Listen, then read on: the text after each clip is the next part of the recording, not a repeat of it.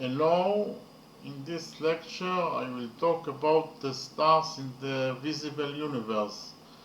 The closest star to Earth is the Sun.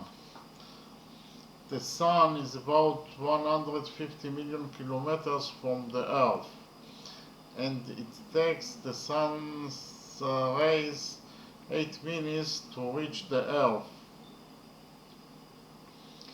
Any celestial body that emits light and heat as a result of nuclear fusion is defined as a star. And that is why our Sun is a star, whereas all the celestial bodies that rotate around stars, like the Earth orbiting the Sun, are defined as planets. The next closest star to Earth, other than our Sun, is Proxima Centauri, found at a distance of 40 trillion 208 billion kilometers from Earth, or 4 light years from Earth. That is the light emitted from the star Proxima Centauri that moves at a speed of 300,000 kilometers per second. It takes 4 years to reach the Earth, or in other words, it takes light 4 years to travel a distance of 40 trillion 208 billion kilometers. And that is why I told you that if theoretically there was a wedding on the star Proxima Centauri, and the wedding was broadcasted live to Earth, if you see those pictures of the wedding now in 2023, it actually took place in 2019, because it took the pictures 4 years to get from Proxima Centauri to Earth. And that is exactly why I say that when we look at the stars, we are actually looking into the past. A star or sun is a spherical celestial body composed of matter in a state of plasma and gas aggregation. A star, unlike a planet, produces its own radiation by nuclear fusion and emits it into outer space. The source of the energy released from stars is nuclear fusion, and it is emitted into space into the form of electromagnetic radiation and neutrinos particles. According to estimates, there are approximately 7 times 10 to the power of 22 stars in the visible universe. Other estimates speak of at least 2 to the power of 24 stars. The stars in the universe are not uniformly distributed, but tend to accumulate in the structures called galaxies, which in turn are organized into structures of galaxy clusters and superclusters. I will explain now what is a galaxy. A galaxy is a collection of stars that are bound by gravity, and they all revolve together around the center of the galaxy.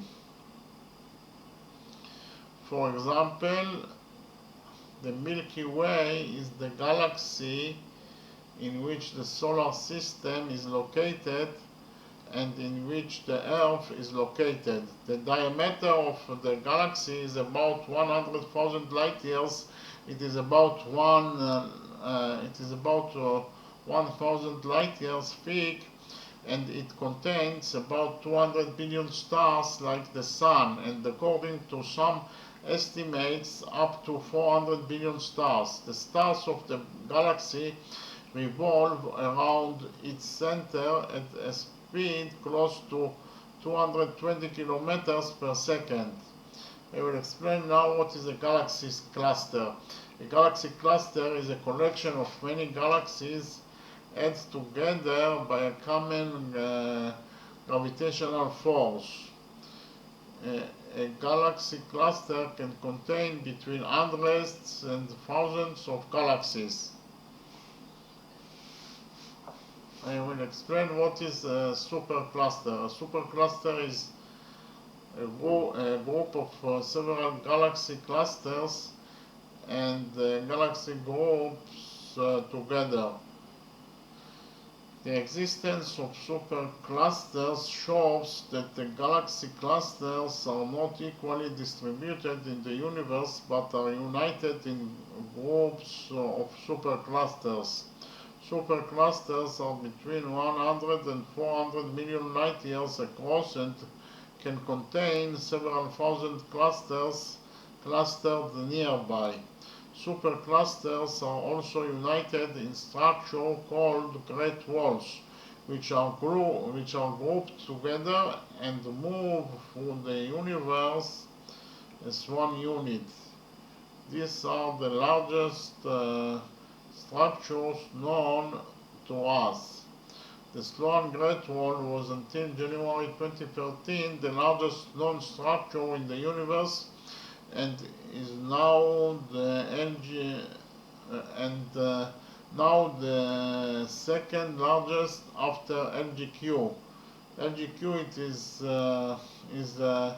1.37 billion light years long, and it is 1 billion light years away from Earth. I will talk now about the birth, course of life and death of the stars. The stars are born inside the molecular clouds of hydrogen when a supernova explosion or a collision between two molecular clouds causes the compression of parts within the cloud, and the process begins in which each of these regions is drawn to its own center of mass and contracts, and due to the compression, the core of the region heats up. This stage is known as pre-star. This protostar continues to gradually contract under its own gravity, and the temperature in its core continues to rise until it is enough to start nuclear fusion processes in the star's core, which produce a lot of energy and work against the contraction, thus creating a stable star. And in the case of extremely large stars, a pulsating star. The star spends most of its life as its core fuses hydrogen into helium. This phase is referred to as the phase where the star is in the main sequence and will be largely stable. The duration of the star's stay on the main sequence is determined by its mass.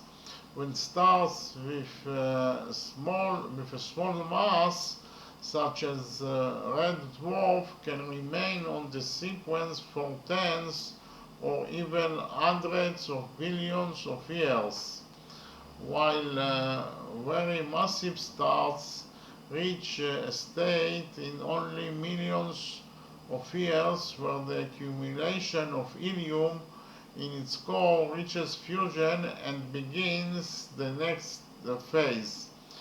An average star similar to our Sun will be on the main sequence for about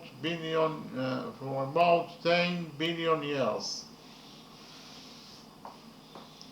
After the hydrogen in the star's core runs out, fusion of the helium in the core begins. The fusion of the helium hits the hydrogen shell near the core, and hydrogen fusion begins around the core.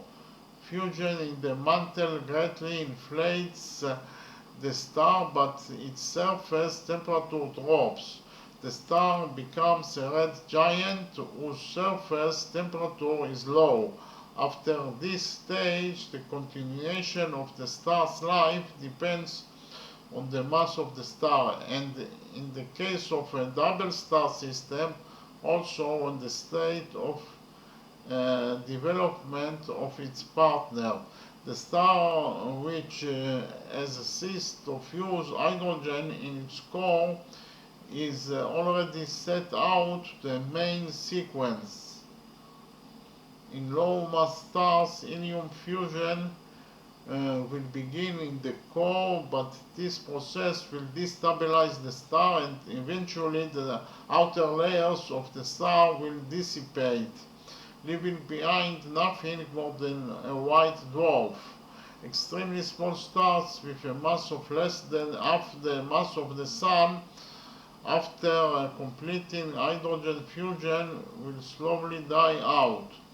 The fate of these stars has never been observed by astronomers because the lifetime of low mass stars is greater than the age of the visible universe. In medium-sized stars, which are only about half a solar mass and up to 1.4 solar masses, after the red giant phase, when the hydrogen in the star's shell runs out, they will begin to collapse in on themselves until the conditions in the core are suitable for helium to carbon fusion. At this stage, the star will heat up more and more, expand in what is called helium flash, and when the helium runs out, the star will shed its outer layers, which will turn into a planetary nebula. The carbon core of the star will collapse and become a white dwarf, made mostly of highly compressed material. A 1 centimeter cube weighs several tons. In massive stars, which just exceeds the Chandrasekhar limit after the completion of the helium fusion processes described above, the star will contract again, and the temperature in its core will increase even more. Due to the high temperature, additional nuclear processes will begin in the core, in which elements such as oxygen, magnesium, silicon, up to iron will be formed. In fact, the star will become composed of layers upon layers of different elements, similar to onion skins. The mass of the iron core will increase, and when it passes the Chandrasekhar limit, the core will rapidly contract, and the outer layers of the star will be blasted into space in type 2 supernova explosion. The star itself will collapse into a neutron star, or if its mass exceeds 3 solar masses, it will collapse beyond that, becoming a black hole. Thank you very much.